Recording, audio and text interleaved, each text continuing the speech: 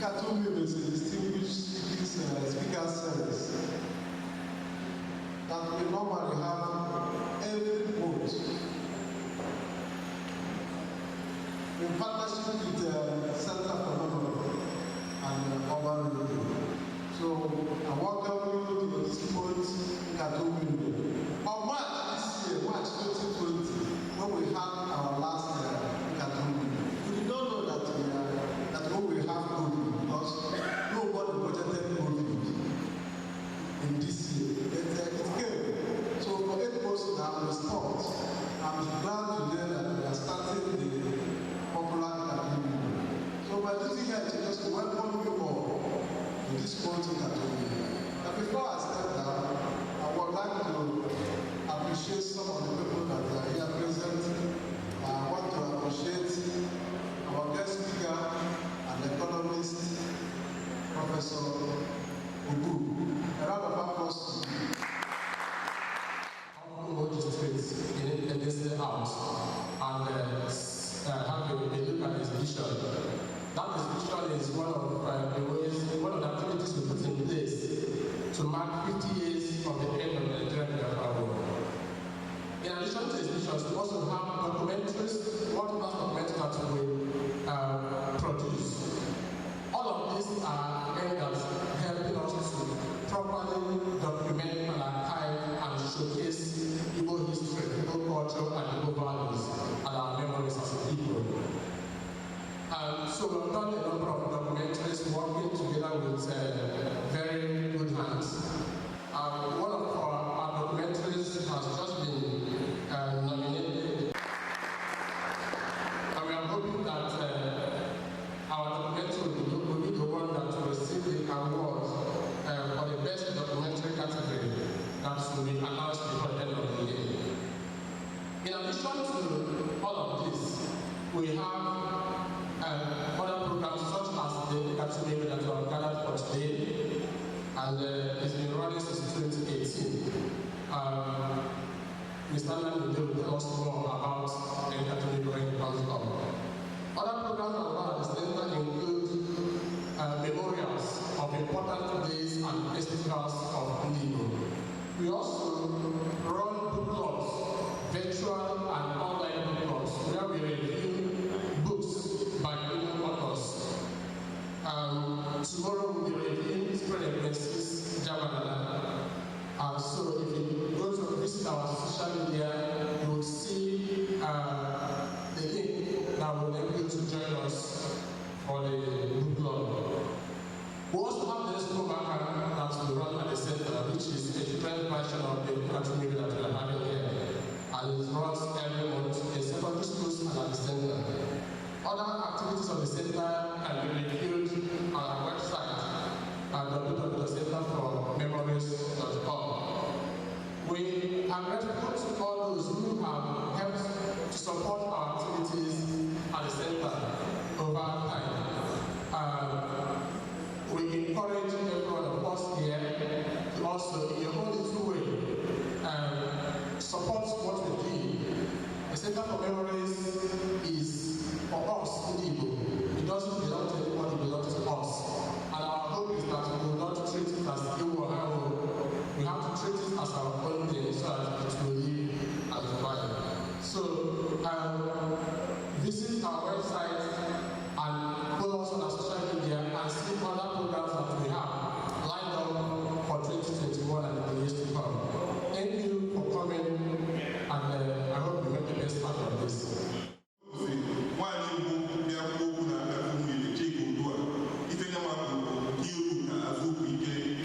The future is supreme, but there is strength in the past.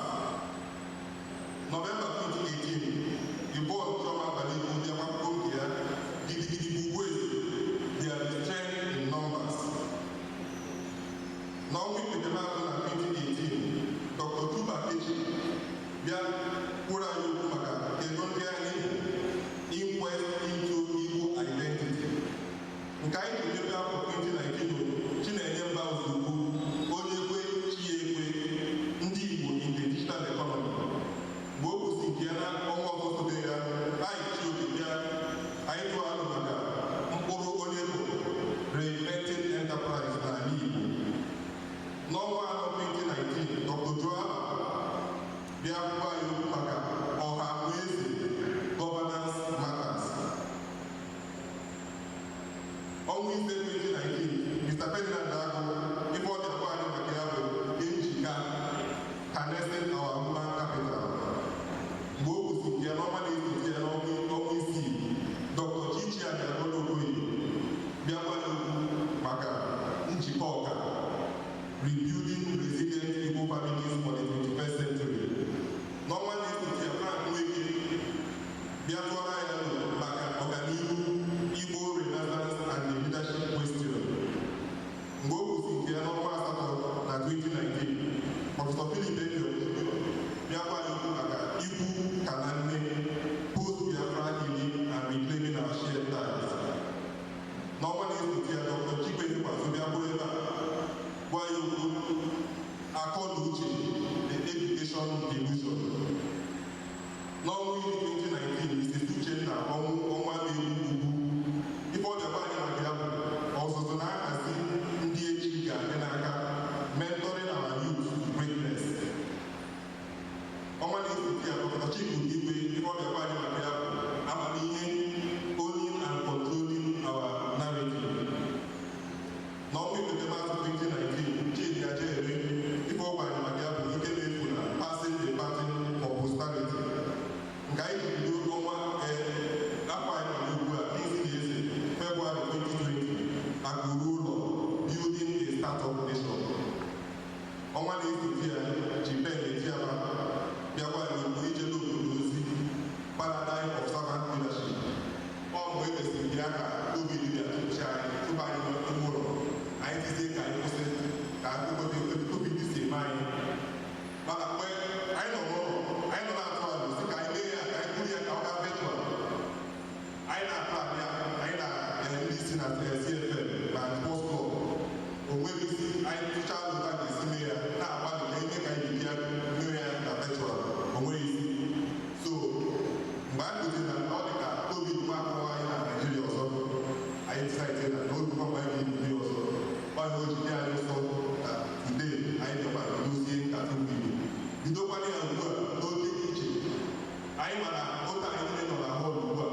O nwere ndị nọ na-awọchi ya na virtual, and this is the first time anyị na-eme virtual and physical nkata mmiri.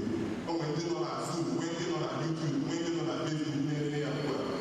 And mgbe e mesịrị anyị ga-ama the number of people nọ and ama m aka ndị nọ na họl ugbu a. Mana mgbe anyị kwekọtara na ga-ebido ya na ọnwa anyị nọ n'ugbu a, anyị mara ife dị ya bụ onye a ga-apụta ka o bido anyị ga-achịkọtakwa ndị Igbo ọzọ ka anyị bidokọwa ihe dịrị anyị. And enenecha anyị na ndị Igbo, ọ dị very few people anyị ma ga-emenwu ya. Anọghị ebe anyị ji eme Chineke anyị na onye anyị rijiri ahụ ka ọ bịa bidoro anyị pụta. Nna alụgo na afọ ya bụ Prọfesọ Osita Obi. Ọ bụ akwụkwọ na University of Nigeria Nsukka pụta na afọ 1979 with the BSc in Economics. Mesịa gawa America, Howard University, nweta Masters in Economics, nwetakwa nke ọkacha ọgụ PhD in Economics 1988. O bido ọrụ na Howard University, Research and Teaching Fellow 1983 to 1988. Ebe a ọ nọkwa nweta certificate Corporate Governance from the very prestigious Harvard University in 2009. Ọ bụ visiting fellow and scholar at Brookings Institution, ndị mmadụ Institution na one of the topmost think tanks in the world, nọ na Washington DC. Ebe a ka ọ nọ as visiting fellow and scholar from January to April 2012. Ọ bụkwa onye isi kansụl na-elekọta Nigerian Institute of Social and Economic Research in Ibadan. Nwekwa mgbe na 2006 ọ bụ ya bụ onye na-eme advice onye isi ala Nigeria as Chief Economic Advisor and Cabinet Rank Minister for National Planning from 2005 to 2006. And in 2014, he gained prestigious national honor, Order of Officer of the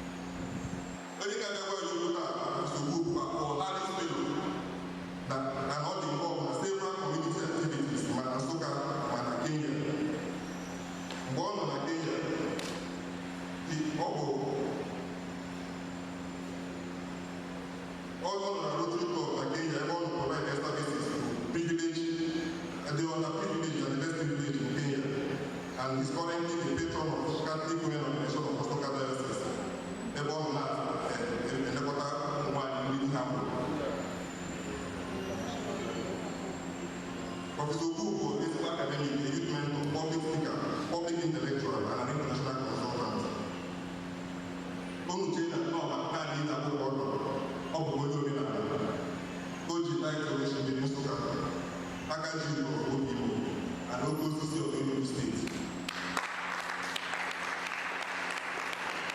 ọ gazigo ụwa niile more than 45 countries and n'ọnwa asaa afọ ndị gọvanọ South East Nigeria na ọhaneze ndị Igbo put together a committee ịtụ alụ ga ga-esi ngote ide ego a ga-eji edozi ala Igbo mee gosi Abuja na obere ọrụ anyị ndị anyị na Igbo eme ya chairman that committee ndị be anyị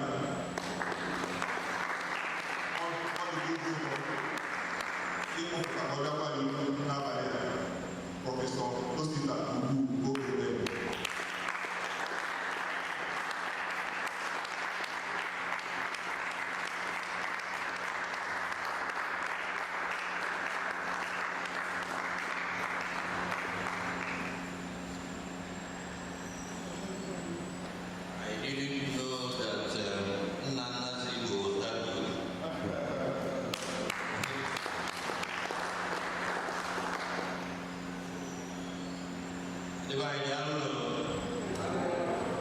when I was invited, I took the director on the Bugatti Group on Oyo. But I tried to translate what I'm going to say. Yeah, you close it. I gave them an English title, and it took a while to get almost an equivalent. What I gave them is development as attitude. A check it out as no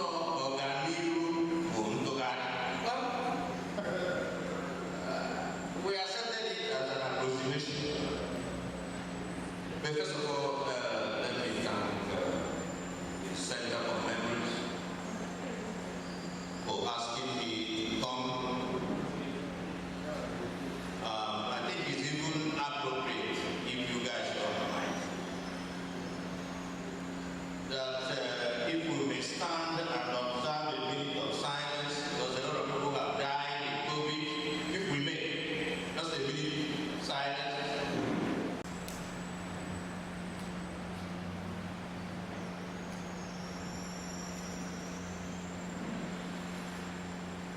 May your souls rest in peace.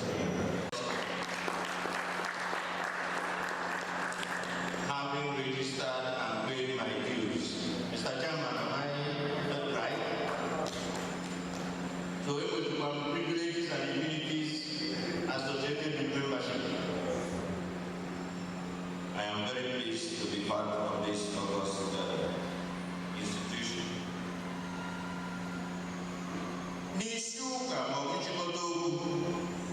First, development is an outcome of a transformative attitude that is embedded in the vision of an intelligent leader, and I choose every word very carefully, as he or she envisions a new progressive society where justice, equity, fairness, equality of opportunity are the cornerstones.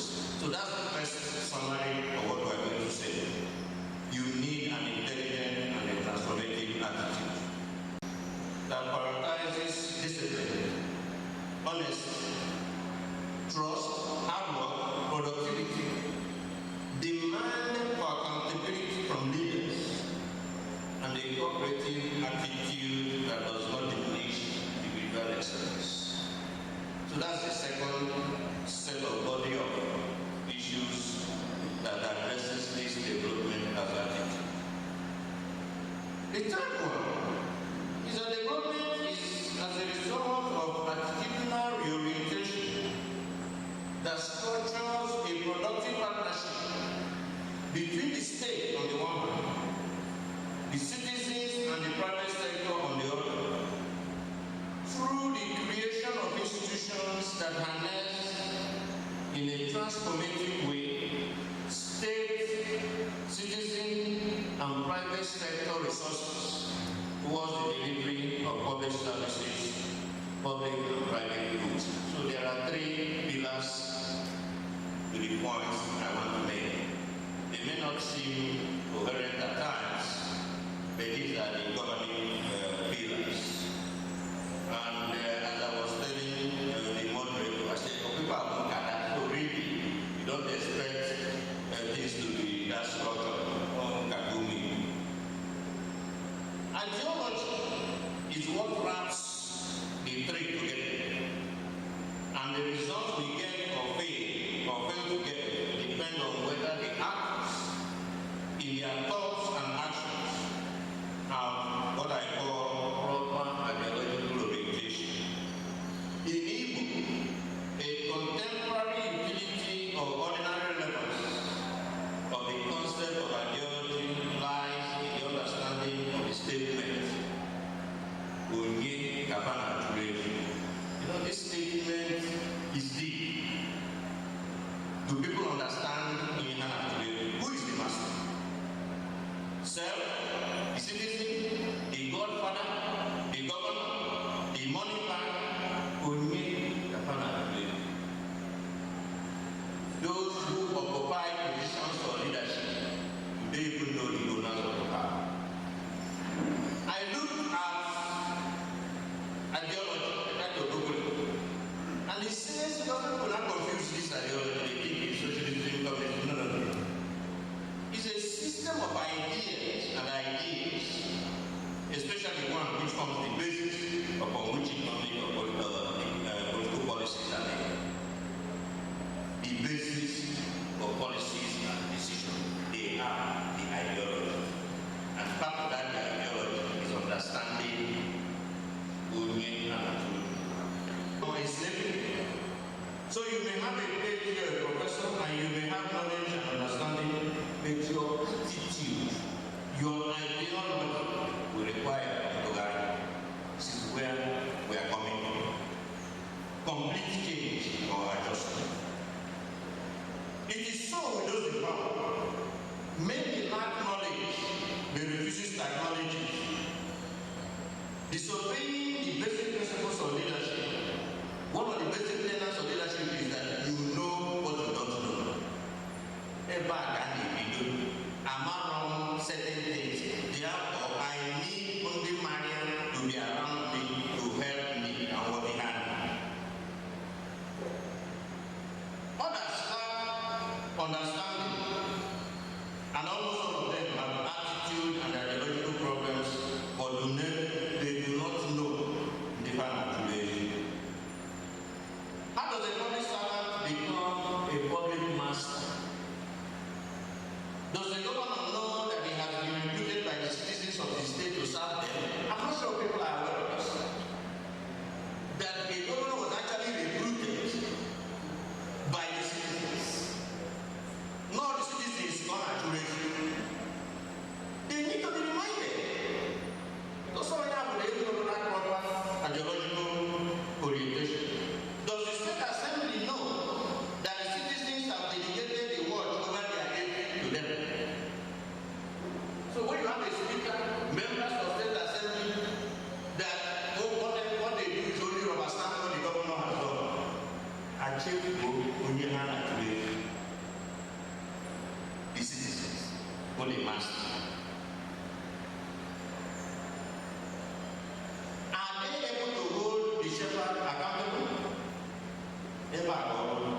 The shepherd and those supposed to watch the shepherd need to wear their attitude. Otherwise, we will not make any progress. I once heard a governor say in a rally, and this is a fact. A governor ran in Ogunaju. Oninia will say, "Kai this local government chairman, Makama Ogoso." West, no wrong.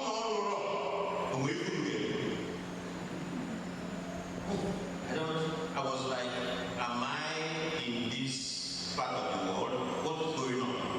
A governor is telling the citizens who went in that the chairman of local government, which should be clapping all of those,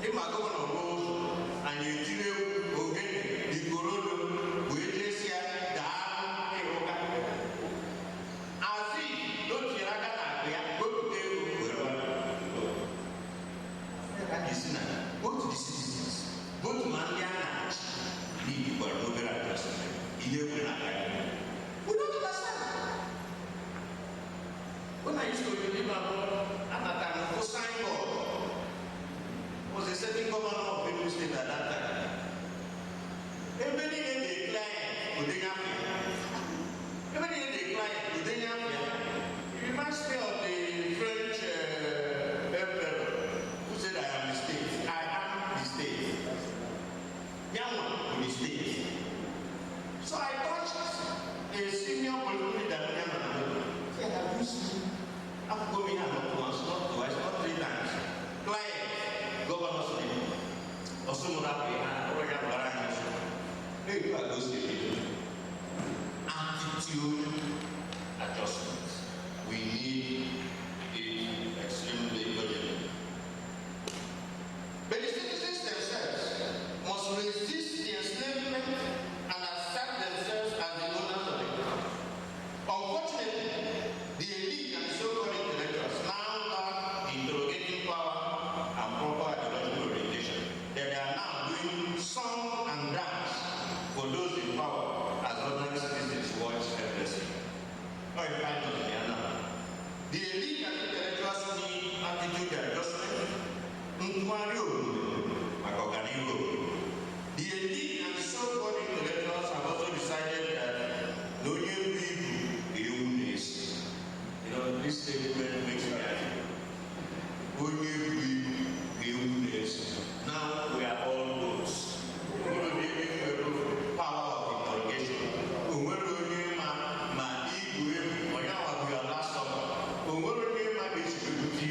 We are not interested. And I asked I can go Harvard University where I learned about knowledge and ideology and the good Bible and the wine. Drinking from this school of thought made me to come up with the concept of African intellectual development. The idea that we need people with knowledge, understanding, and the right attitude who are willing to take the risk and bear the cost of using knowledge and understanding to regulate our people. The reason why I came up with this is both local and international. There are Nigerians, Africans with knowledge and equal. Because being an intellectual freedom fighter will cost. Either a consultancy or an appointment or you are against the system. But we can't make progress in if all of us are cowed into those people. There was a lecture I gave in Lagos a couple of years ago, and I titled it, When Silence is No Longer Good. When silence is no longer good. I can live and all our responsibility and then the people in your wish to be saying some of these things. So, recruitment into this camp, into these freedom fighters. The first time I used this technology in Kenya, people were shaking. The chairman of the function, where there were a lot of white people, said, I've never seen intellectuals being associated with freedom fighters. He said, because we need to recruit from the government job, with their knowledge and brains. The current discussion around the corridor is how governors should select their successors. Maybe as a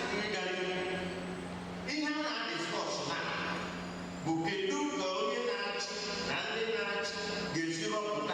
so this is our democracy. Our democracy is one where one person decides the councillor, the chairman, the local government chairman, the senator, the house of rep, oh my goodness. It is really hard to believe. Who is the master? And the intellectuals and the elite are doing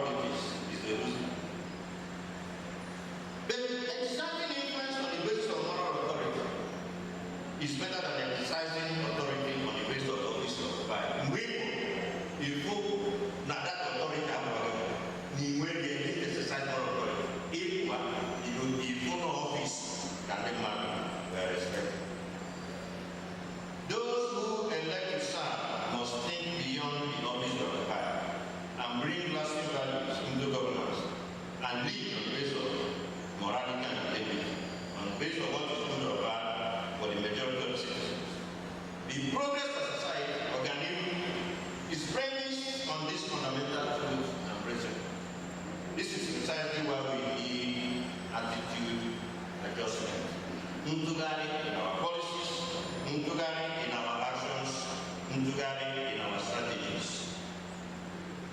Having laid this foundation, I want to pick up on some examples where this Ntugari has led to some major development in many countries, especially Asia, where we can do some comparative analysis. I want to quote, I went to bed that night convinced that they are a different people playing to a different set of rules. I went to bed that night convinced there are different people playing a different set of rules. Only we have Lee Kuan Yew, January 10, 1966. He came to Nigeria, Basel on the Commonwealth State. He was a young prime minister. And he sat on the table with a very senior cabinet member from Nigeria, who was busy telling this young Lee Kuan Yew, he had a power to government, he will go policy government, make time for himself. In fact, he has a issue factor because they have a way position of certain issues. Lee Kuan Yew will government minister, now where I am, about that. So, that was US. I went to bed that night, convinced that there are different people playing with different set of rules. Incidentally, those set of rules can be okay, that's why we are discussing this. Because of the we are still playing a different set of rules that cannot bring about transformation of the globe. The transformation of Singapore from poverty to prosperity in 3 decades, led by Lee Kuan Yew, was underpinned by an attitude that was informed by his first hatred for cruelties on fellow nations. You know, Malaysia is also a multi-ethnic society. I don't know for that. They have Malays, Chinese, Indians, and others. So it's not a monolithic society. They are there. That hatred was driven, especially by the Chinese who were brought into power. His sense of nationalism and self-respect, his resentment at being noted, his sense of confidence, an environment that bullied the Chinese minority, he didn't want that. And willingness to rally Singaporeans to the hardship of going into alone. So a leader who is really, because when we call leaders, sometimes some of us they are properly leaders, they are rulers. And there's a decision between those who lead and those who rule. You are still up there. How? And society wants to make progress. Or can you find the attitude adjustment? Implying a government whose attitude and aspirations must mirror that of the citizens, informed and patriotic electorate. It means a workforce imbued with positive values willing to give the best and manage well for greater quality. If you examine closely both the rhetoric and reality of the Singaporean transformation, you will understand the underlying policy and attitudinal requirements, hard work, self-determination, pride, if you like, avoidance of shame, justice and equal opportunity as embedded in their fair, not a welfare person. I gave a lecture, the first Jackson lecture. I gave the first Jackson lecture in Lagos, November last year. And it's a very interesting lecture because I did some research. 2 things majorly that I came before. How did Jackson become governor? But he was schooled in the school of Awo. He understood what Awo went through. There was something to it, but I don't know over. What did he do that is remarkable? Over 3,000 housing units for the poor. And I recommended to the federal government, except I recommend to those states. If you tax the rich, you must deploy it to the poor. If you sell out 10 million, 20 million, part of that money must build low-cost housing. Or where any other way, because that it costs we will demand.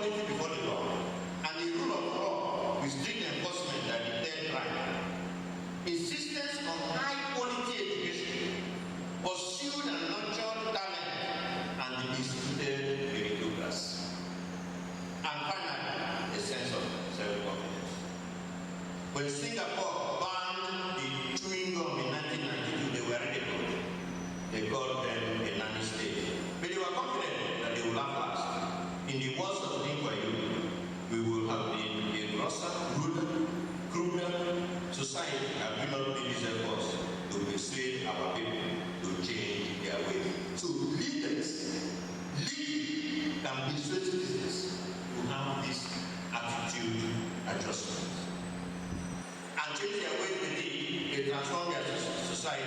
Today, you are talking about Singapore of over $60,000 per capita.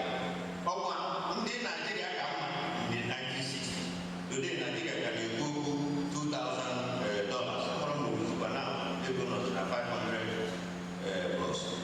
Singapore is one of the safest, most peaceful, and cleanest places to live. And poverty is no longer part of the development lexicon. If you go to Singapore, you will understand. Part of what they did was this housing revolution. We don't open a state. Through a creative pension scheme. Through a creative pension scheme. We don't open. Now compare the Renaissance school of thought with our current way of doing business in Nigeria. In analyzing the Singaporean attitude, I think one of their guiding principles for emphasis. It summarizes the fundamental social contract that binds society, and more importantly, that binds the government and the government. This attitude and principle is summarized in 12 words. To give every citizen a stake in the country and in its future. When I read this statement, I told my wife who was around when I was trying to put this together, and I said, do you know what this means? Before me, the citizen who needed for you and government and education. That's what it means. It means that the country has a vision of its future. Not any future, a global future. It means that we must put structures, systems, and right values in place. Now, if this future of abundance is to materialize. It means that if you are a Megan, a Meroa, an Okada rider, a wheelbarrow pusher, a hairdresser, a housemaid, that the government is thinking of you and society. Yes. It means that we shall all join hands, led by government of course, to create a society where you are not only able to meet the basic necessities of life, such as food, shelter, and clothing, but there is a guarantee that your children will be better equipped to be part of and to take advantage of that glorious future. It means an attitude to public housing that ensures widespread ownership for all classes. It means an attitude to public school system that guarantees first-class education for the poor. It means an attitude towards agriculture and other economic activities that make access to the poor. When people do not have a stake, there will be no peace. When they do not have a stake, the attitude will be to destroy rather than to create. It was George Hill, the author of The Spirit of Enterprise, who said that I quote, "Lease a man a garden, and in time he will leave you a patch of sand. Make a man a full owner of a patch of sand, and in time he will grow you a garden of the land." So, you lease it a garden. It doesn't feel a sense of ownership.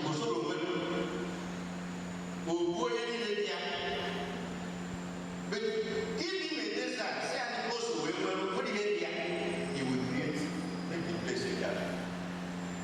Sense of ownership. In 1982, I did Singapore, I go to Malaysia.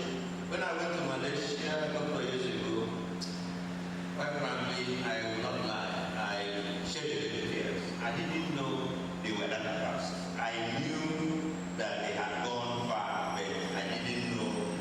This is what I came to Malaysia. They have to have their girl, the roads are smooth. In fact, one thing we noticed, my wife and I, were a sense of contentment. Everybody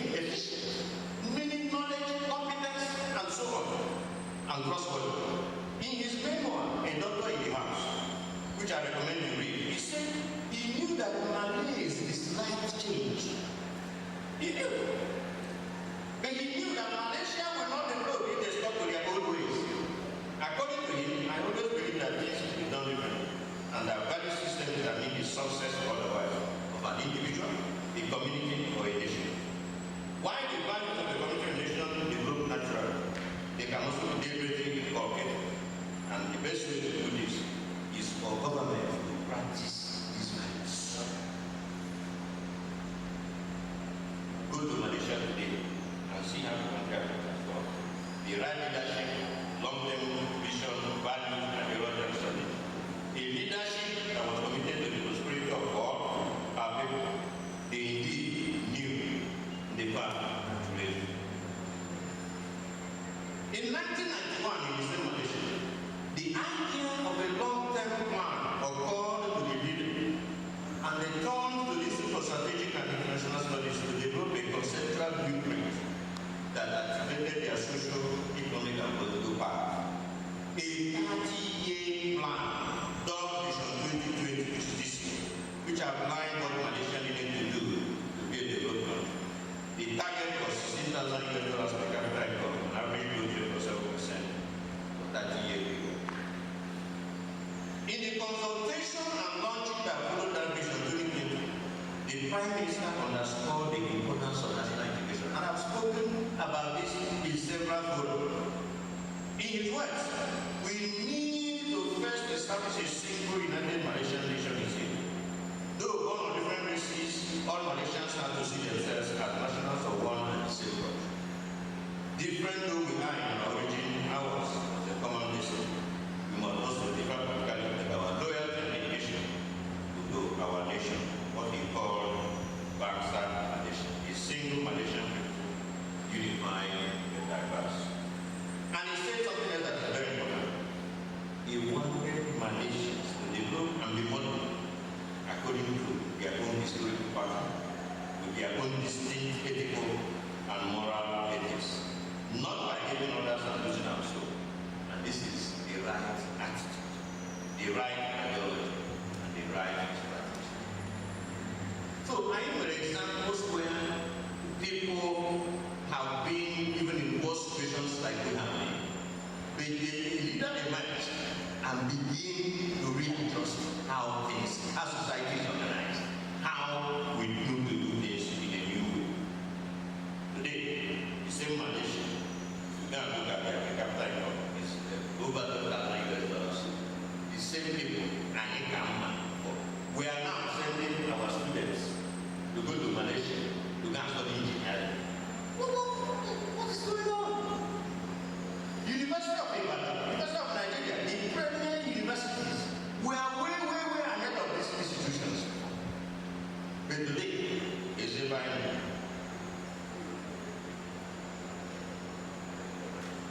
In their very popular book, because I want to look at institutions too, why nations fail, the origins of power, prosperity, and poverty.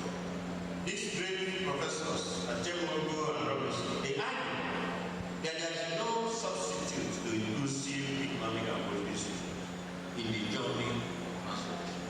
So as we are moving, we are creating structures, institutions that enable everyone to have a stake in what is happening and what is happening in the future. This stake in the future meaning that if, like I said, if you're a mechanic, and your kids are getting into education, you work hard because they will be partakers of the future, the glorious future. But if they are not learning, well, that was a different story. It is not just institutions but inclusive ones. In this book, which is really regarded as a must read for those of us of the development studies, they were saying that they took one example from the Kingdom of Congo, and that's why I brought it into this speech. The current democratic republic of Congo, just to illustrate what institutions can do. It became clear how leadership choices, incentives, and absence of the inclusive institution prevented her transformation. The capital of Congo, Mbasa, had a population of 60,000 in 1500, about the same size of Lisbon, Congo, and higher than London, 50,000. In a way, Mbasa was developing as a sophisticated capital the same way Lisbon and London was. But that was then. There was any contact with the Portuguese that brought technology and education to Congo. So what happened? Why are they still the way they are? Congo and Lisbon and London are gone. The attitude of the leader, the king, was key, and the incentives were lacking. According to this, Achemogo and Robinson, the citizens face a high risk of all their output being expropriated and taxed by all the powerful kings. The majority of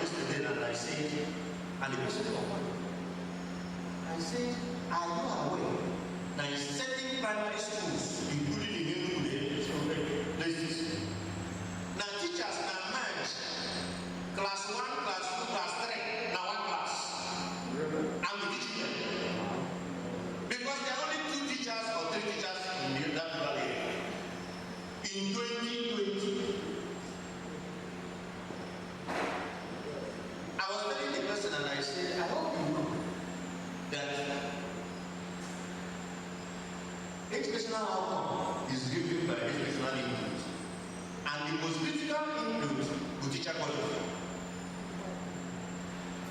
Who will travel and go and see this famous Harvard University that says, everybody, where is it?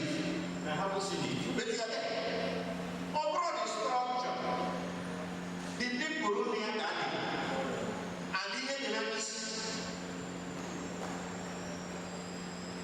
So, if you want to incentivize this process of sending teachers to rural areas, you have to create a structure. You have to have a way of saying, can I do 2 bedrooms in a rural area?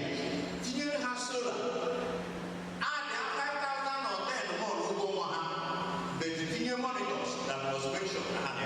If it means bringing back solid headmasters that retired before, let us do it. But it is a task that must be done because learning is not taking place in rural areas.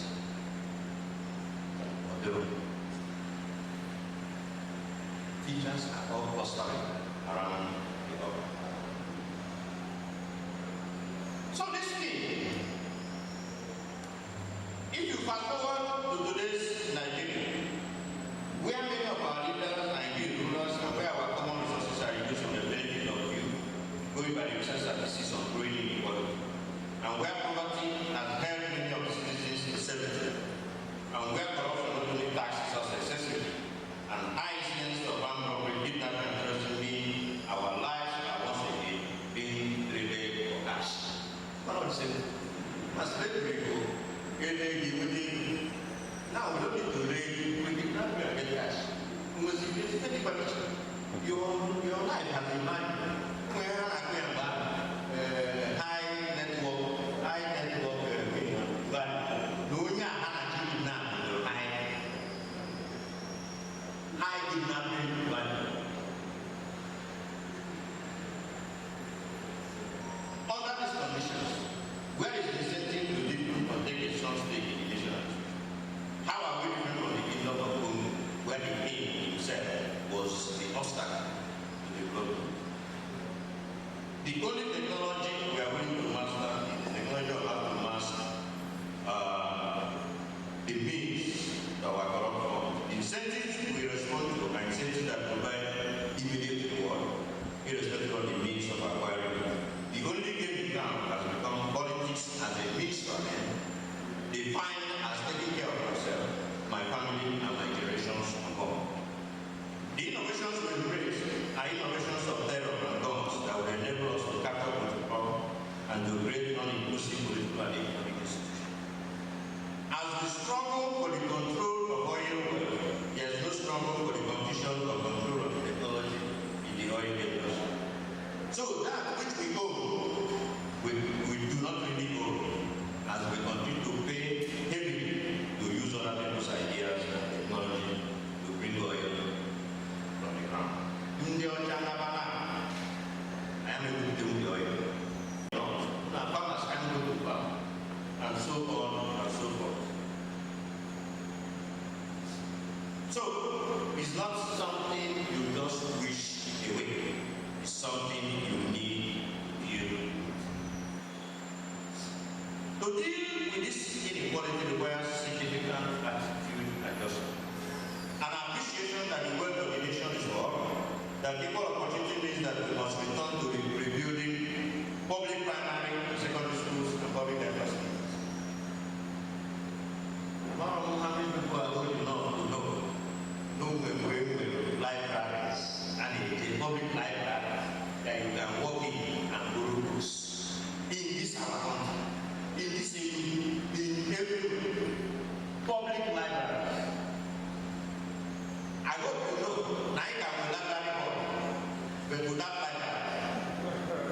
I hope you know. But not now what to do that.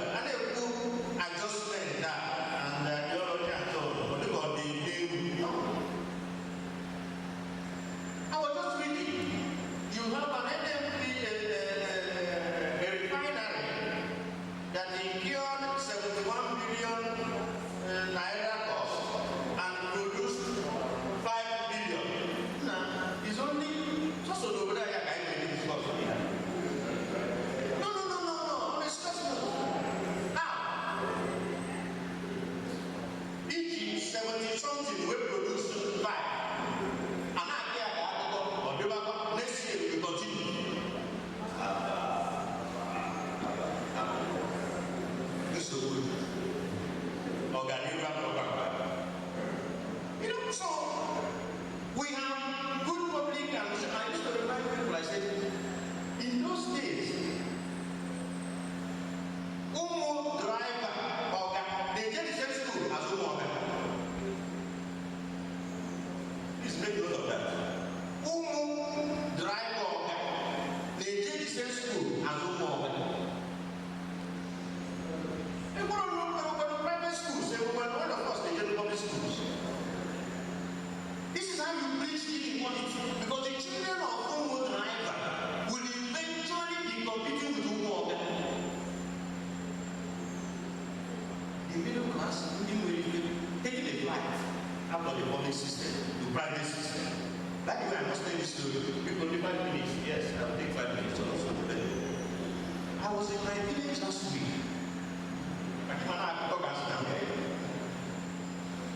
Something's wrong. Yeah, I need a way to rise. As I was driving out, one village lady with 4 children stopped me. See at the end? Yes, in Benia, to Paris place, returning on to our husband. You see what was the issue? She went to collect school fees. See school fees. Your children are so young. Why are they not in a public primary school? What is village understanding? Oh, so no, my children are now. When we didn't have money, I would move them from the private to the public. But if you didn't have disappear.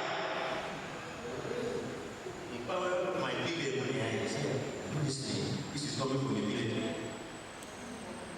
That she's willing to go and borrow because she understood that the children were not learning in the public school. And that is really the main sacrifice. Kahana chukwa back down. No, you cannot money. Because they have already given. They have really have the money. You want to use it. So we are not theorizing. We are not talking. We are speaking about reality.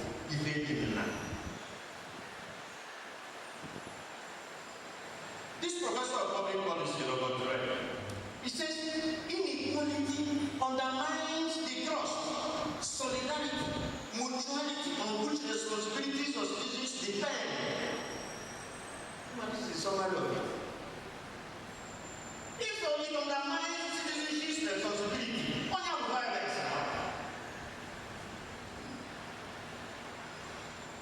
There's no trust, there's no solidarity, there's no mutuality. They believe from Namuna on this society. To deal with this inequality requires significant attitude adjustment. An appreciation that the wealth of the nation is war, that equal opportunity means that we must return to rebuilding public primary and secondary schools and public diversity. How many people are going to know libraries and a public library that you can walk in and borrow books in this our country, in this in every public library. I hope you know, now you can go library board, but without library. I hope you know. People don't have what to do that. And they do adjustment that and theology and so on. But about the I was just reading. You have an NMP, a refinery that incurred 71 billion naira cost and produced 5 billion. Now, it's only just over there. I can this cost. No. Discuss no. Now, Egypt 70 something will produce 5. Next year we will continue. This is so good. You know, so we have good public and I used to remind people, I said, in those days, Umu driver, they did the same school as Umu.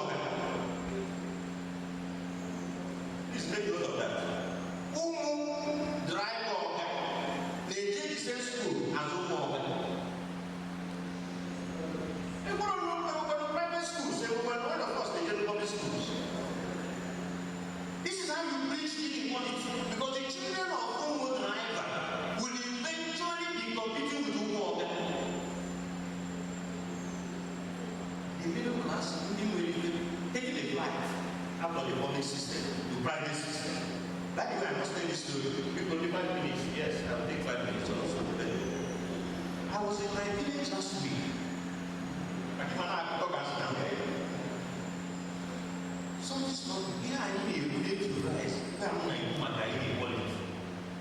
As I was driving out, one village lady with 4 children stopped me. See, yes, in Ben there, went to Palace Place, returning on to our husband. He said, what was the issue? She went to collect school fees. School fees. Your children are so young. Why are they not in a public primary school? What is village answered? Oh, so no, my children are now. When we didn't have money, I would do them from the private to the public. But if you didn't have disappear. If I were my children, I said, this is coming from the village. That she's willing to go and borrow because she understood that the children were not learning in the public school. And then the school did make the sacrifice. Kahana to buy back and no even money. Because they have probably they have really you want to so we are not theorizing, we are not talking, we are speaking about reality, even in that. This professor of public policy, Robert Drake, he says inequality undermines the trust, solidarity, mutuality on which responsibilities of citizens depend. What is the summary of it? If it undermines citizenship's responsibility, why have violence now? There's no trust, there's no solidarity, there's no mutuality. They believe from Namuna on this society. The first time I tried to speak around this issue was when I was invited by Lagos, the Igbo lawyers event. And I raised the question. They invited people. And I said, they didn't need more. Why would they have it? The modern way of this to appear to shop right. It didn't know. When these people arrive, when they have watch you, no one can arrive, needless pay parts. Go and make a shop with air condition. EJ no hassling. You go to my return. Putting on our people out of business. Into that, you need to change. Competition of Obu and Sons. Also, Obu, they also limited. Yes. Because if you become limited and PLC, you can use other people's money. But this competitive spirit must be managed by a cooperative spirit. I felt that Obama was talking to us in the Southeast. Arguably, at no time in our history have we been more individually successful. Yet, signs of collective failures are all around us. We are the technology entrepreneurs or merchants of this nation, yet we have not seen any need to establish a first-rate technology institution based on the line to support or upgrade this trade. When individual entrepreneurs are taking the journey of first discovery with the attendant first movers advantages, neither the Igbo spirit, the communities, or social groups provide any form of support or encouragement. In this instance, you'll be thinking of people like Innocent. If you take the risk to be the first mover, who will engage your so that this enterprises will survive? If you take the risk to begin to ask institutions like Hilton to come to you, who will engage your so that these things do not fail? First mover disadvantage, the state now comes in to say, how do we make this possible? All the benefits come to the individual, but to the society. We have a region without a regional agenda, who is going to nudge the traders and manufacturers into new and more productive ways, who is going to teach that corporation is as important as competition in today's business world, who will be the advocate of strong values that have helped the Igbo community in the past. They seem lost on the new generation. The values of hard work, honesty, thrift, trustworthiness, willingness to train, clarification, respect for elders. Let me conclude on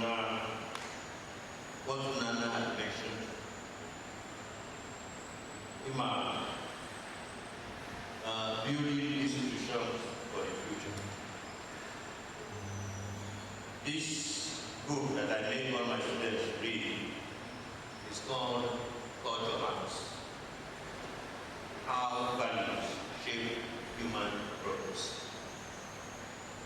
Written by Lawrence Harrison from my faculty. It is important to we dare to look ourselves in the face, even if it's difficult to recognize ourselves. For the devil to look and examine yourself. It might be a difficult exercise, like a terrific act, but it is worth the exercise. This is a question I raised to allow us to interrogate our new ways of being, which on church make us far away from that pleasant future. On a note of optimism about the future, in daring to look ourselves in the face, the current leadership of our nation and the governors forum decided that to stem the tide and forge a cooperative attitude that may take us out of the current malaise of underdevelopment, cry of marginalization and hopelessness. How can a people so creative and industrious and found themselves all over the world not be able to come together to develop their own homeland? I have a book 50 years ago. But the history of those who surrender to history of rejuvenation, renaissance. You will remember Japan after the founding of Hiroshima. The king, the emperor was like God, he gave a 4-minute address that extolled the citizens. We surrender now, but we shall rise. 50 years more, we are still lamenting. So, when the leadership of Ohanezen came up with this, it was heralded as a new beginning. In an attempt to recreate the Southeast region of the domain of Yoruba, a region that was adjusted at the fastest in the world in the 60s. Ohanezen therefore set up a 54-man committee of eminent women and women at home and in diaspora under my chairmanship. The committee has deliberated over several weeks and have come up with institutions and platforms that will, in the words of Obama, allow us to join imagination to common purpose and courage to the system. We have recommended the creation of 2 institutions, a foundation that will allow the Igbo spirit of philanthropy and community development to thrive, and an investment company that harnesses private investment resources for regional infrastructure that will improve our competitiveness and raise our productivity and prosperity. It is worth noting that the committee worked selflessly without requiring any financial contribution from either organization or the government. In a way, suggesting that this new set of leaders that the government are willing to think of service above self.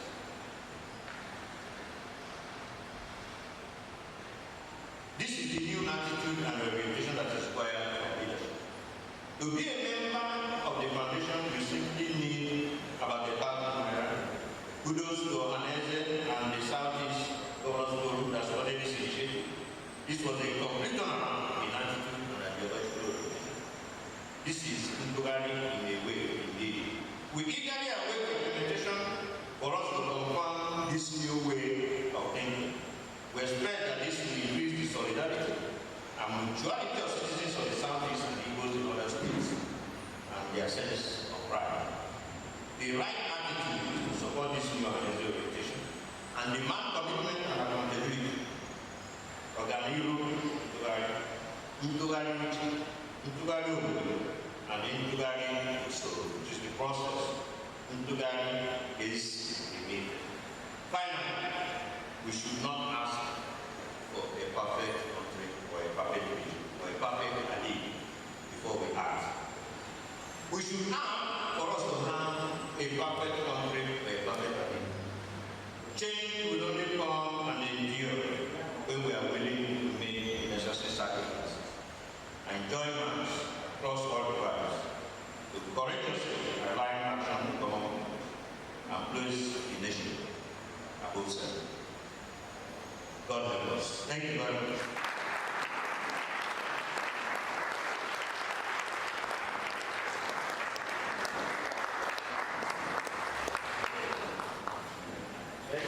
Mr. Ken Ike-Okere, Zonal Director, FRCN Southeast.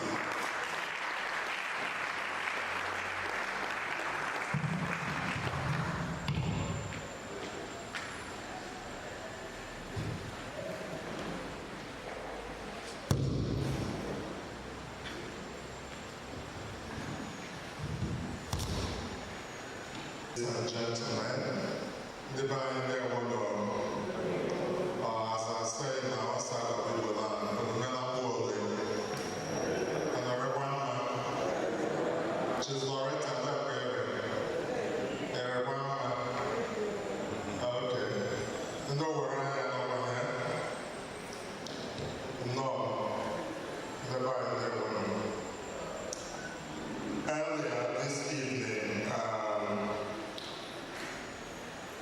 when Professor Osita Owu arrived this distinguished club, he met me at the restaurant down here, and he found me eating. I was eating heartily a very big bowl of food. And when he inquired as to what I was doing, I said I was getting ready for him. I needed to fill up very well before he knocked me down later on. And I just whispered to him now that he's seen why I needed to eat before his lecture. Please, a big round of applause for him.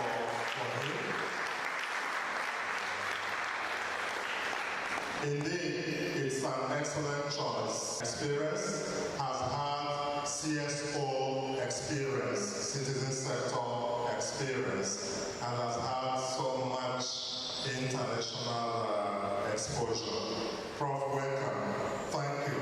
Time is fast spent. We'll go straight. I will not do a summary. I do not like moderators who summarize a 1 hour lecture because it just gives us the moderator's own impressions.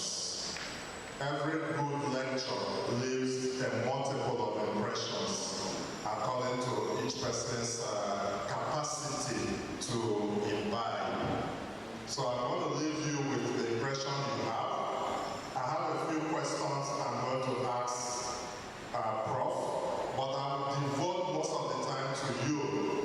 So if you have a question, please get it ready. Please, a question, not another lecture. Please.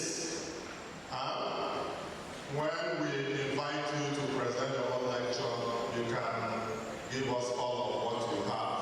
What we want is a question or you have a comment that would clarify what Prof is saying.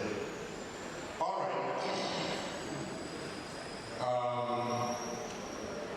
Prof, my own questions will not require you having to eat dinner. But I would be very interested in finding out from you a few things. One, in the storytelling part of your lecture, in fact, I like the fact that your lecture is full of stories, showing that you truly are a novelist. You talked about 1966 and Lee Kuan Yew, the late Prime Minister of Singapore, visiting Nigeria. Many young people in this hall today would say, so this problem has been here all along. It's not new. What hope then is there that if this problem has not been solved over the generations, that there is going to be the beginning of a new attitude to solving this problem?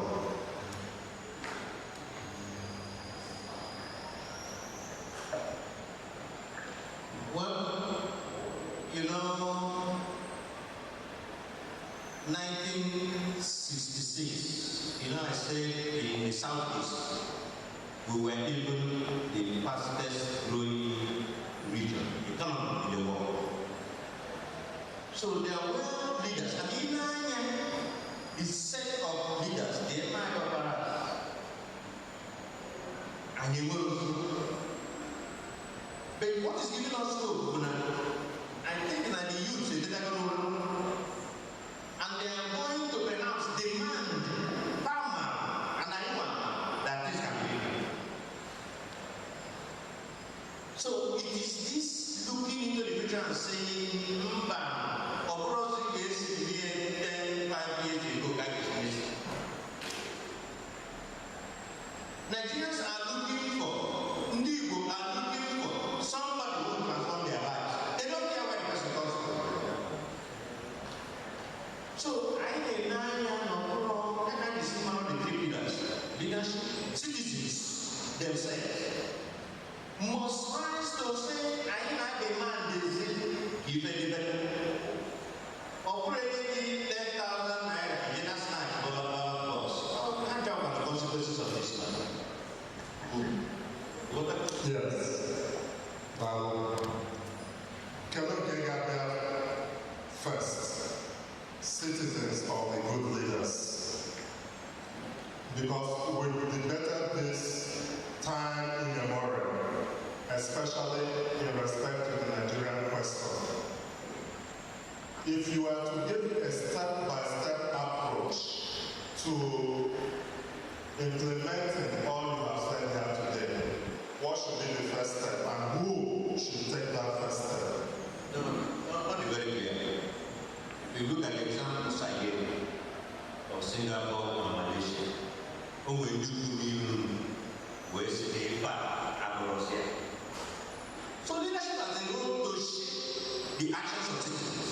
I said so. Okay, we're encouraged to say, if I may buy me more but not that can go to those one. The internet starts from me. From that leader will bring us back. Okay, from the leadership. Where do we find him, Prof? How do we put them in office? We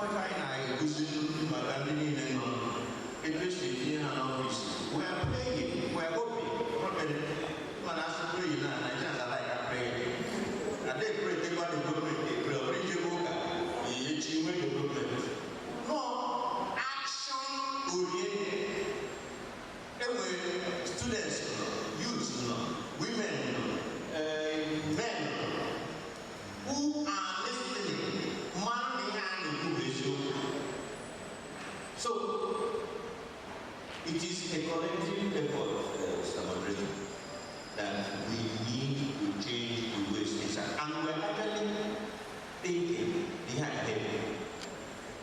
Okay, good one. I'll soon be coming to you, people in the hall, but I have something very key I want to ask you, Prof.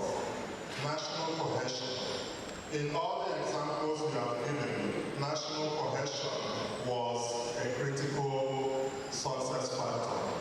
It was a critical approach to development. How do we get that done in Nigeria? Since we know that without national cohesion, we can't even develop. And in a country where, for now, everyone is still talking about ethnic leadership, for instance, the Yorubas want to have a shot at the presidency in 2023. The Igbos are demanding it, and some say the Northerners still want it. Where do we start in terms of national cohesion?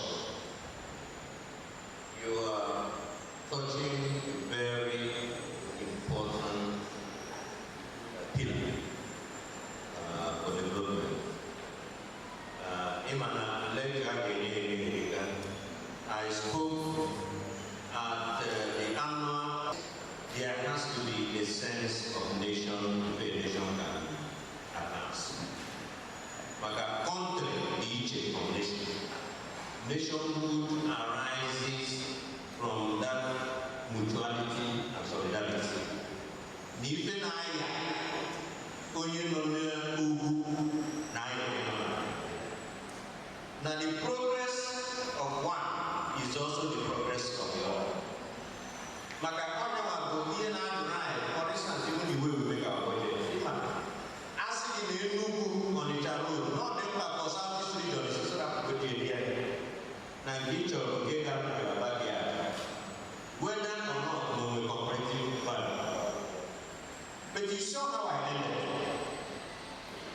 can't wait for a perfect situation to act.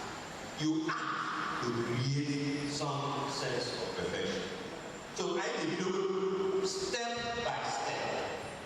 When I'm here, even if we get what can go Southeast, create the citizenship of Southeast. Okay, citizenship of Southeast. Well, no one here can come and work here. We can't have common citizenship.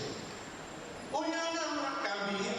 Only Okorobia can just leave. I'm saying full rights and responsibilities. Including working in the civil service of the citizenship, I mean. You get great to go to the end.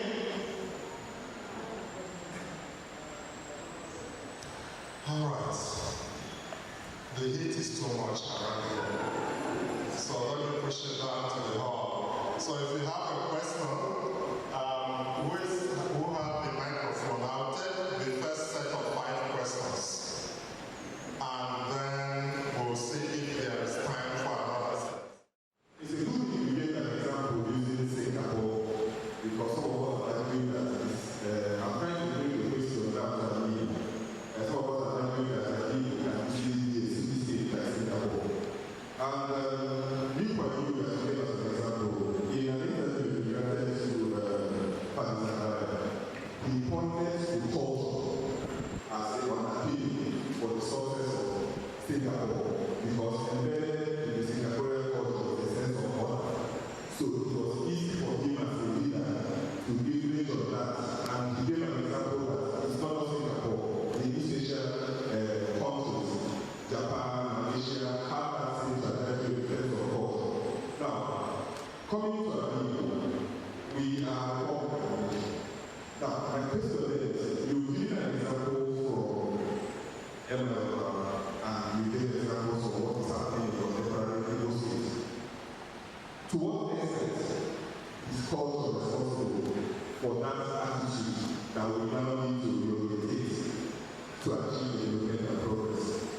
And I say that because in another context, Max Weber had argued that you need a cultural reorientation to achieve development. Why this can argue that you don't have to change culture in order to adjust the place. I want to understand what you're talking about. The question I have, there was a mention of the 60s, where the Southeast was the fastest growing economy in the world. And the secret of that growth was agriculture. It seems there is total ignorance about agriculture and nobody's talking about agriculture anymore. And I'm curious to know if this group I was selling, headed by Mr. Wu, if they are thinking towards bringing back commercial agriculture back in the Southeast. Thank you. My question is simple. I actually want to know the role of religion. Yes, the role of religion in all these problems, whether religion actually contributed to the problem we're having in Nigeria. Like, because when the moderator, Saike Ken, actually asked the prof that how do Nigeria get good leaders? Prof answered that it is through prayer. And of course, Nigeria have been praying and praying and praying. Everything we want to do, we pray. Now, we talk about those countries like Singapore, China, all these developed world. They actually put religion aside to an extent and face squarely their economic, socio-political issues. Thank you. My name is Amobi Nam. I'm from Akubu, here in Enugu. My question is the leaders you are talking about, sir. The leaders that are going to go out and ginger up these citizens. This leader, how does he become? How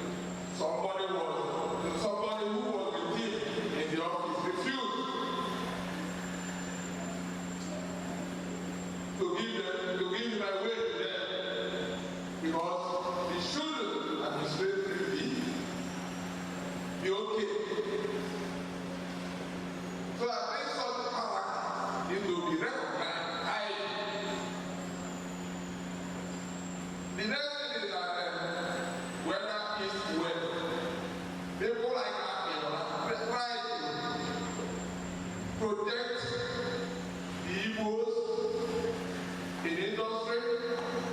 You can call it art, performance, and other areas need to be recognized.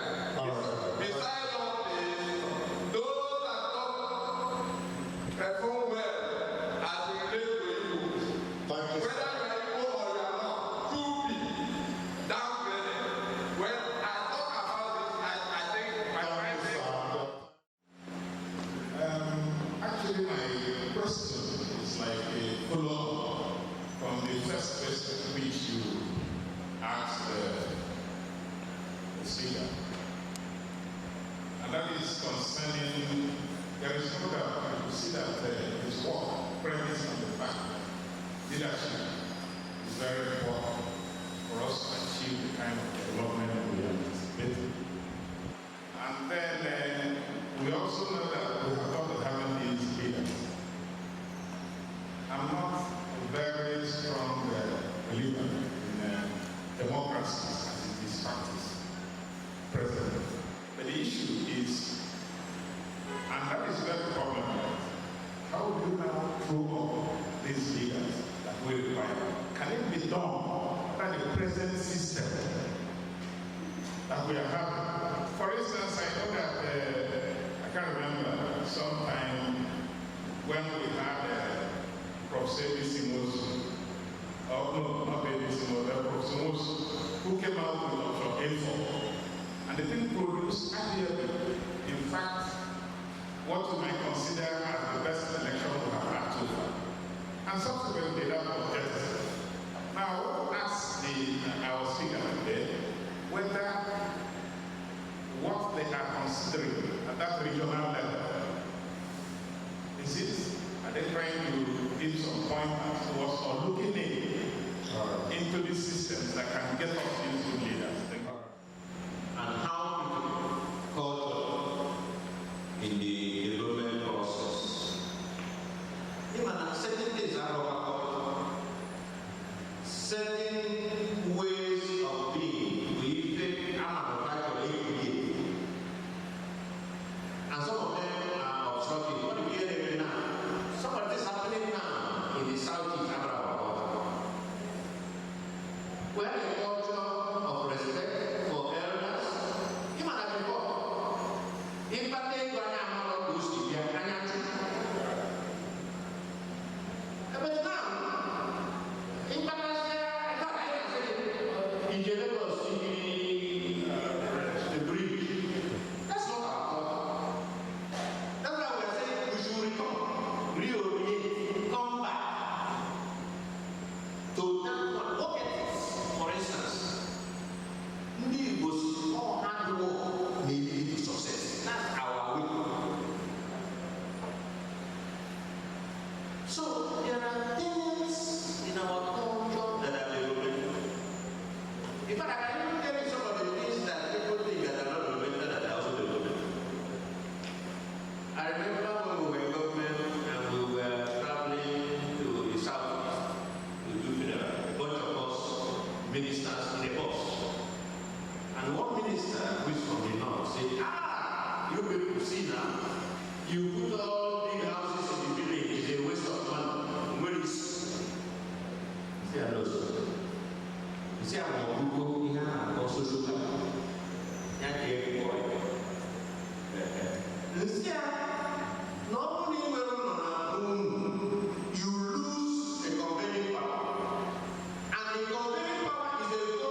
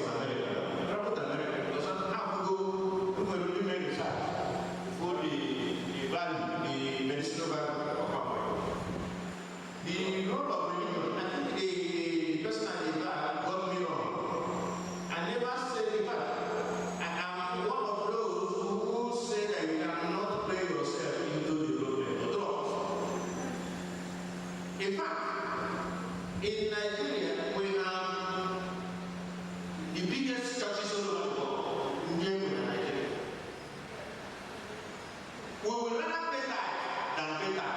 That one is clear. But if money now, the social contract that was strong.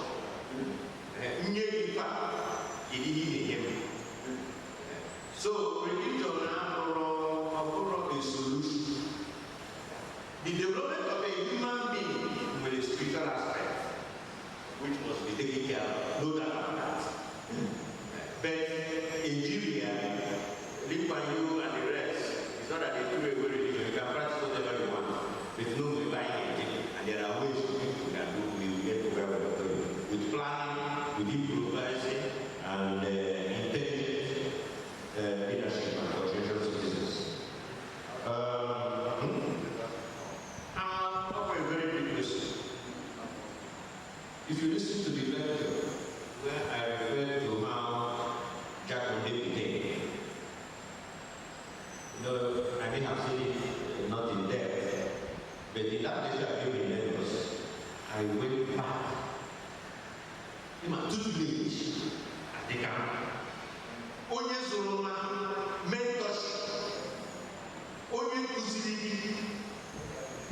Because the boundary of knowledge, Onye Ngonga. So, all I think I said, let me be prayer to line, because Utokani means him and he will go to Jama at the same time. One senator was telling me that he made all the efforts to bring me to the Senate to address the senators on the issues of national cohesion. Because I have a conversation with that senator. No, he was reminding me recently that he made all the efforts they brought. Sometimes, actually, you know, when we need now today,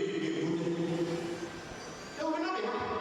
Yes, if one are colleagues. And if one are colleagues, don't you know that's the truth? Don't you know that we need to change how things are in order to get where we need to get? So, here I need to be conscientious that the status quo is not good.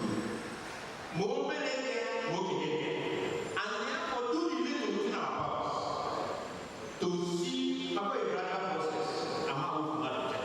But over time, this is here. It's related to the last question. I want to encourage him because I'm not there.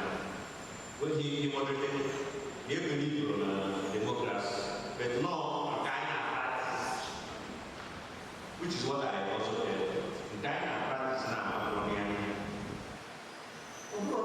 but you can't, that's not the definition. Where one person assumes Abraham where the servant is the master, and he insists to have the master. So my husband did the and you my husband is supposed to interrogate. Of course, just 90 people we are singing and dancing. When people in each other, no, I used to be actively affected. So it's another round of applause for Professor here. I have to limit it to 3 questions.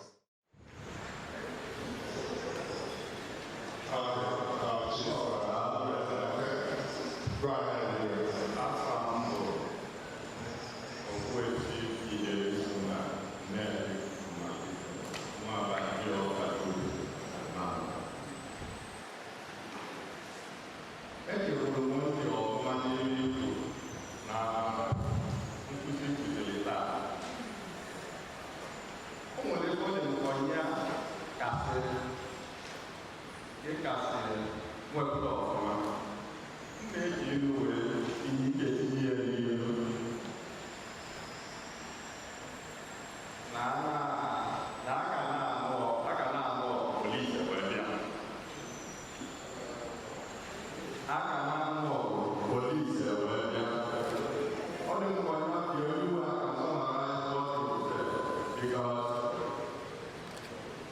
You took time to bring up a reflection, a symptom of all our societal problems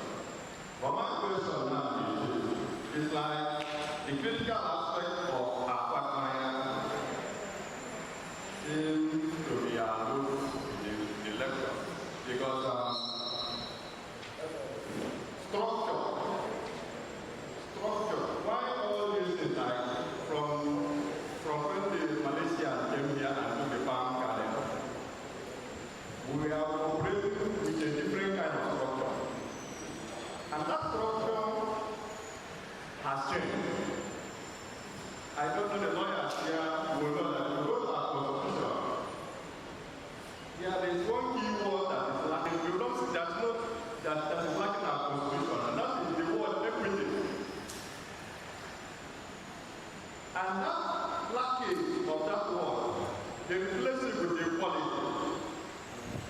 And equality, we can never relate as equal, because even our fingers are not equal. So, for us to try and summarize the lecture by saying that cannot of police the way they are taken. But there is a critical aspect that also those of us who are informed, who also have positions, should also try to emphasize that aspect. And that is what restructuring is all about. Because until that issue is addressed, we will continue to go in the merry-go-round. And that merry-go-round is what is frustrating everybody. So I want to ask, in your own opinion, how do you think that difference can be made for us to move forward? I want to put you on the spot. As a professor, you're used to telling people what to do. And as you said, you ask the questions and people answer. But my question to you today, as you identified, and many Nigerians have identified as well, that the problem of Nigeria is leadership. You have spoken at different fora all over Nigeria about this. Leadership is about courage, it's about passion, it's about commitment. So at what point will people like you take the lead to throw your hat into the ring and actually demonstrate that leadership? Because politics of democracy is a display of courage for people. It's particularly in a place like Nigeria where you can get violent, which means anybody who throws their hat in the ring is going to beat their chest and know they have to be ready for anything. So, Prof, Oshimiri Soka,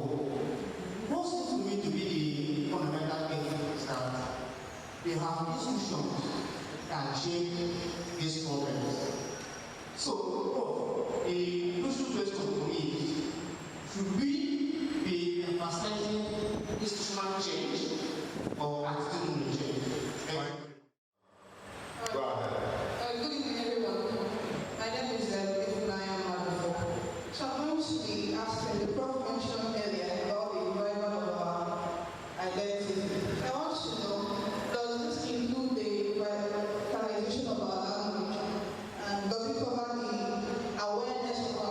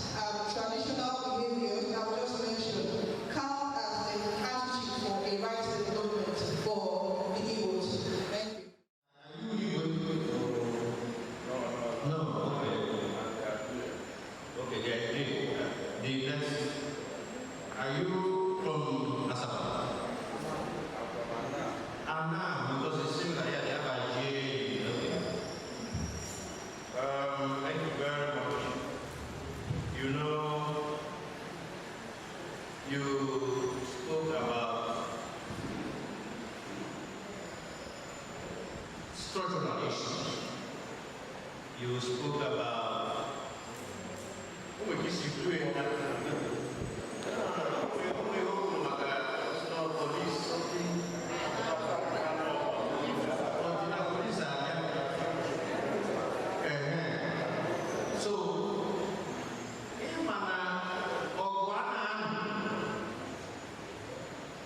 can even produce change.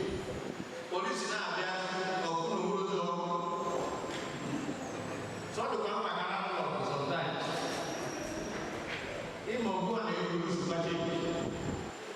You see, so the status quo requires a lot. Maka behind on the a battle of Nanya believe even if God is in their interest, the interest of the majority. And the majority the powers in certain ways, but I have no powerless in other ways. So what they need is to be organized and galvanized. This new enrollment organization. And that's why in the US, now change sometimes comes from only one belief that he or she can be the instrument of change and therefore willing to take the cost. That's not the cost. Oh, when you see that, if you privileges, it's your autonomy. It requires something. It requires it's not an easy thing. As soon as a equity go to 1 billion every month, it's about now. It's amazing. So, while people are fighting, waiting for police, the fight in itself is useful in producing change. Who for police is just there, you will see nowhere is effect. And so I envelop this work at various levels. I will leave Chief Loretta's question for the last. Hygienists, as the doctor. Institutional change or institutional change, good. Overall, either is not even a chicken and an egg. The truth of the matter is that setting the orientation we talk about, there are three pillars: the leadership, institutions, and the institutions. So we didn't say one or the other. All three. Madam, leaders, citizens, when they make a demand, we have no constraints. Constraints go, a given and that is why I tell you, you can't just be creating ministries. You create ministries to solve problems. You appoint commissioners, every problem. Institutions are created to resolve certain difficulties.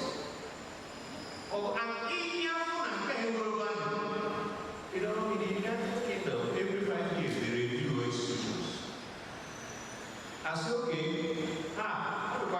the duties of this institution, the private sector, I think they're very better. In our country, we create institutions to resolve certain difficulties in the temporary as a permanent. We have created institutions and we are still paying. We have not even though we're supposed to have that. Because you can't be paying for that and worrying about it. So, the change is both institutional, is both attitudinal, and they need to come simultaneously. Revival of identity. This native language that we have about Amen. For some of us who are Igbos, he has never seen an economist who has done a major novel. This novel I'm referring to is now being used for A-level studies in Uganda. It's being used even in universities in UK. It's published in Kenya, it's also published by Heinemann here in Canada. Same word. What am I bringing this to? When he came to the University, my worry that my children cannot write this novel. Also, he said, can you see how I deploy Igbo language in the context of the way children write? We don't know when certain Igbo words we no longer translate. As we write. Yeah. So, because they are not fully embedded in that language, they are not, how can they move you? But they can produce this work. So what is very important, even for development, a sense of identity, pride in who one is, what they call the great. Because somebody can only confusion. Somebody will tell you this, tell you that. And as our children were growing up, we got to realize that sense of identity is very good. Because now it's a very English name. Because it's very unfortunate that I was in Addis Ababa one time, a guy who was almost my age, and I have a mega Chukwemeka. When I went to him to say, I'm educating you. So you know, my father was a diplomat. Almost my age was trying to tell me the other thing. I came back and I told him,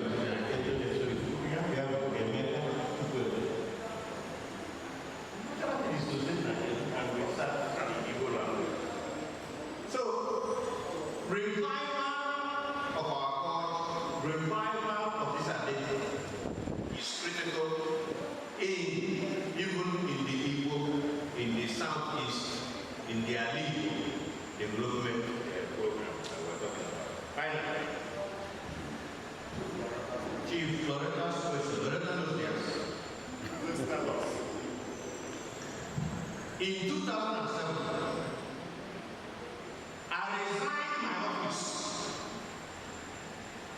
I was doing some national planning. I resigned. This is not. I made a major sacrifice to join the race to the government of Imo State. So I remember saying, throw your heart in the race, as if I'm not throwing my heart in the race. So I threw my heart in the race. Hold on, coming. And the elite who were doing song and dance, did not think there should be a coalition to upturn the whole of it.